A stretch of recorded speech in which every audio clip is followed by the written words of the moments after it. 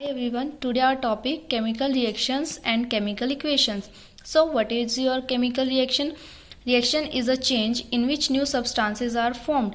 कि आप क्या कर रहे हो, स्टार्टिंग में आप कोई स्टार्टिंग मटेरियल लेके चले, सो आपने उसके ऊपर कंडीशंस अप्लाई की, उसके ऊपर टेम्परेचर की कंडीशंस अप्लाई की या फर्दर कोई कंडीशन अप्लाई की, देन उसके बाद आपका न्यू सब्सटेंसेस की फॉर्मेशन होगी।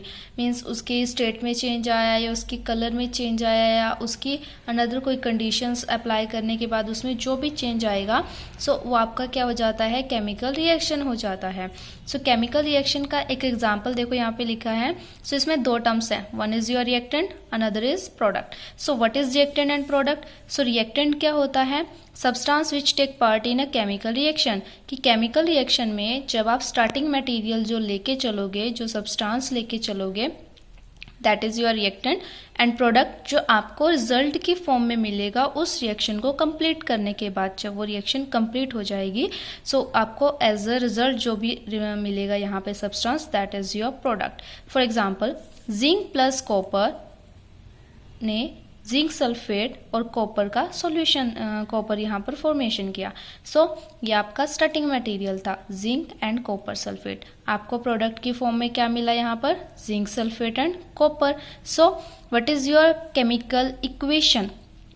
केमिकल इक्वेशन क्या होता है कि जब आप रिएक्शन को, जो आपकी केमिकल रिएक्शन आपने की है, लैब में परफॉर्म की है, सो जब आप उसको सिंबल्स की फॉर्म में रिप्रेजेंट करोगे, आपने ऐसे तो बोल दिया कि जिंक और कॉपर सल्फेट आपने मिक्स किया और आपका जिंक सल्फेट एंड कॉपर मिला, बट जब आप उसको सिंबल्स की फॉर्म में रिप्रेजेंट करोगे so that is your chemical equation.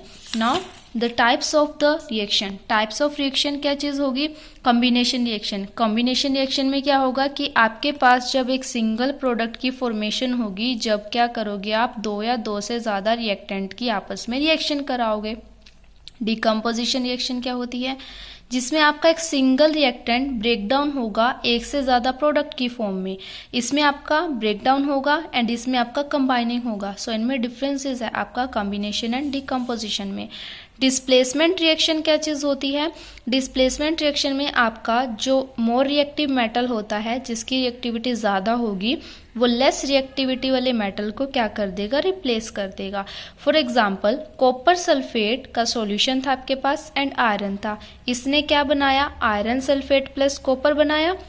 It means आपका जो आयरन है वो ज़्यादा रिएक्टिव है कॉपर के कंपैरिजन में, जब भी उसने क्या किया, उसको रिप्लेस कर दिया। सो उसने खुद बनाया आयरन सल्फेट और कॉपर आपको एज अ सॉलिड फॉर्म में मिलेगा। ये रिएक्शन रिवर्स नहीं होगी बिकॉज आपका कॉपर क्या है? लेस रिएक्टिव है आयरन के कंपैरिजन में। सो ये इरिवर्सिबल रिएक्शन होगी आपके। Next, last your displacement reaction. Displacement reaction में क्या होता है कि आपके जो आयंस होंगे, रिएक्टेंट के ही जो आयंस होंगे, उनका आपस में क्या होगा? एक्सचेंज होगा। एक्सचेंज होने के बाद वो आपको क्या देंगे? प्रोडक्ट की फॉर्मेशन देंगे।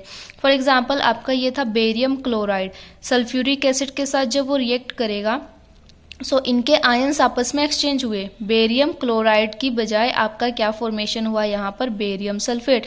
सो ये आयंस इसके साथ फॉर्मेशन हुआ जिसने बेरियम सल्फेट दिया, और जो इसमें हाइड्रोजन होगा वो क्लोरीन के साथ रिएक्शन करके यहाँ पर HCl हाइड्रोक्लोरिक एसिड की फॉर्मेशन करेगा।